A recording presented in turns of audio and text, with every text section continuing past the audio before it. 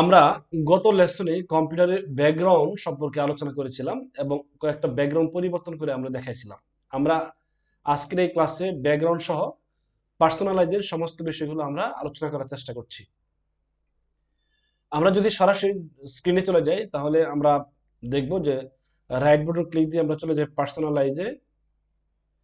Personalize থেকে আমরা দেখতে পাচ্ছি যে পিকচার পরে ব্রাউজ। এই পিকচারে যদি আমরা ক্লিক দিই এখানে দুইটা অপশন আছে, একটা হলো সলিড কালার, একটা হলো স্লাইড শো। আমরা যদি কোথাও এই ব্যাকগ্রাউন্ডের পরিবর্তে যদি আমরা কালার ব্যবহার করতে চাই কম্পিউটারের মধ্যে, সেক্ষেত্রে আমরা এই সলিড কালারে ক্লিক দিব। সলিড কালারে ক্লিক দিলেই আমরা দেখব অটোমেটিকলি কালারে একটি বক্স ওপেন হবে। আমরা এখান থেকে যে কালারটা চুজ করব সেই কালার প্রিভিউ বক্সে এখানে দেখাবে, পাশাপাশি আমাদের যে ডেস্কটপ স্ক্রিন আছে সেইখানে আমরা সেই কালারটা দেখতে পারবো। ঠিক একইভাবে আমরা যদি চাই যে আর অন্য কালার দিব, ঠিক একইভাবে দিতে পারবো। এই কালার থেকে যদি আরো বেশি কালার প্রয়োজন হয়, কাস্টম কালার, আমরা এখান থেকে যে মোর কালার আছে সেখান থেকে আমরা কালার চুজ করতে পারবো। আমরা যদি অনেক সময় ছবির পরিবর্তে কালার ব্যবহার করতে চাই, এখান থেকে কালার ব্যবহার করতে পারবো। তারপর ব্যাকগ্রাউন্ডে রয়েছে স্লাইড শো।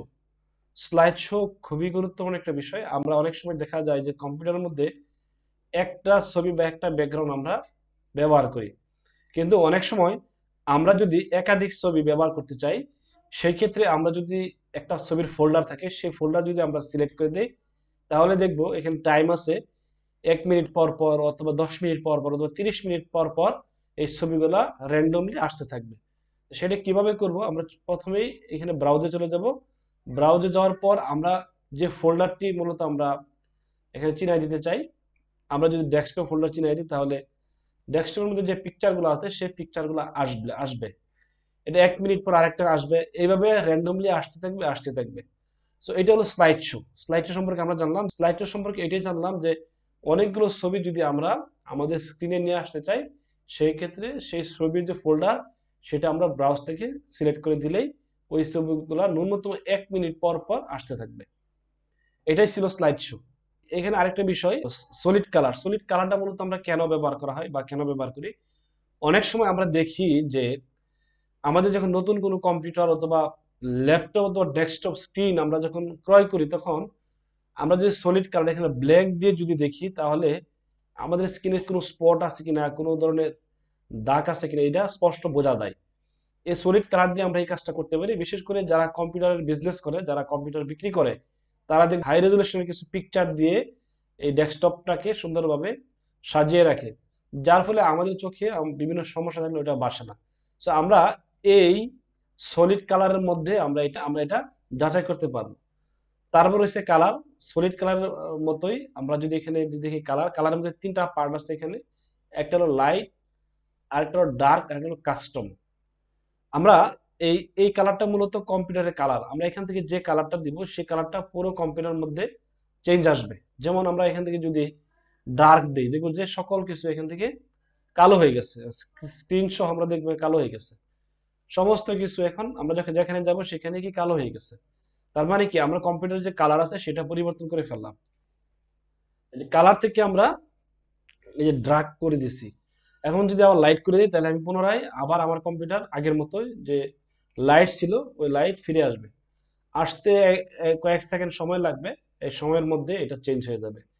এছাড়াও যদি আমরা আরো কোনো কালার দিতে চাই, নিজস্ব কাস্টম কোনো কালার দিতে চাই, সেক্ষেত্রে আমরা এই যে এখানে যদি কালার চুজ করি, সেক্ষেত্রে আমরা এই কালার এখান থেকে দিতে পারবো। আমরা লালও দিব না, কালো দিব না, আমরা অফ হোয়াইট একটা সাদা একটা কাছাকাছি একটা কালার দেবো, অথবা কাস্টম কালার দেবো। এখান থেকে সাদা একটা কাছাকাছি কালার দিলাম আমরা এখান থেকে, অফ হোয়াইটের মতো। ওকে করলাম। এখন দেখতে পাচ্ছি যে প্রিভিউ বক্সে আমাদের যে কালারটা কাস্টম কালারটা পরিবর্তন করলাম সেটা এখানে দেখতে পাচ্ছি চলে আসছে। এই যে আমাদের যে কালারটা আছে সেই কালারটা এখানে চলে আসছে। ঠিক একইভাবে আমরা যদি এই কালারটা পরিবর্তন করতে চাই, এই যে প্রিভিউ বক্সে আমরা দেখতে পাচ্ছি যে কালার এখানে দেখাচ্ছে।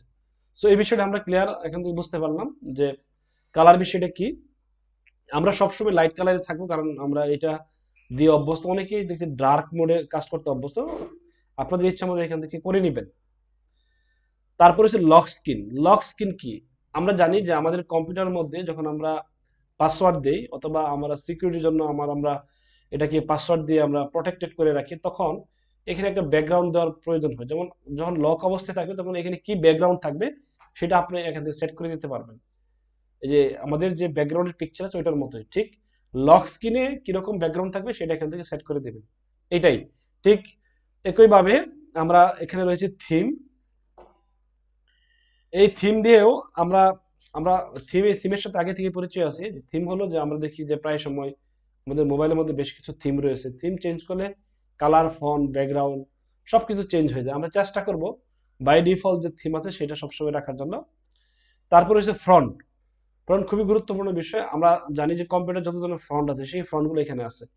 এছাড়াও এই ফ্রন্টের বাইরে যদি আমরা আরো কোনো ফ্রন্ট ডাউনলোড করতে চাই, সেই ফ্রন্টটা ডাউনলোড করে আমরা এখানে যে ড্রাগ করে দেই, সেই ক্ষেত্রে ফ্রন্টটা এখানে ইনস্টল হয়ে এখানে চলে আসবে। আপনাদের সামনে এই ফ্রন্ট নিয়ে আমরা বিস্তারিত আলোচনা করব। তারপর হচ্ছে স্টার্ট। স্টার্ট মেনু কিছু অপশন এখানে রয়েছে, বেশ কিছু অপশন। কোনগুলো আপনি রাখবেন, কোনগুলো আপনি অফ করে রাখবেন, এটা আপনার বিষয়। এটা আমরা বাই ডিফল্টলি রাখি, এটা আমাদের অত্যন্ত জরুরি না, জাস্ট আমরা বোঝার জন্য আর কি। আমরা এখান থেকে এটা অন করতে পারি, আবার অফ করতে পারি। তারপরে হচ্ছে টাস্ক বার। টাস্ক বার কম্পিউটারে খুবই গুরুত্বপূর্ণ বিষয়। টাস্ক বার সম্পর্কে আমরা এই এই লেসনের পরে আমরা বিস্তারিত আলোচনা করার চেষ্টা করব। আমরা টাস্ক বার অনেক সময় দেখি যে লেফটে বা রাইটে বা টপে অনেক সময় অনেকে রাখে, কিন্তু আমরা কম্পিউটার শুরু থেকে আমরা দেখে আসছি যে আমাদের এই টাস্ক বারটা কোথায় থাকে, নিচে থাকে। আমরা যদি চাই যে টপে নিয়ে যাবো, টপে নিয়ে যেতে পারবো। আমরা যদি চাই যে টাস্ক বারটা আমরা লেফটে নিয়ে আসবো, লেফটে নিয়ে আসতে পারবো। এখন এটা হলো আমার নিজস্ব বিষয়, আমরা বটমে রাখি, বটমে রাখলে ভালো। টাস্ক বার সম্পর্কে আমরা সামনের ক্লাসে বিস্তারিত আলোচনা করব। আশা করি আমাদের এই কম্পিউটারের যে পার্সোনালাইজ যে বিষয়টা ছিল, টোটাল বিষয়টা মোটামুটি আপনাদের আয়ত্ত আসছে। চলুন আমরা চলে যাই পরবর্তী ক্লাসে।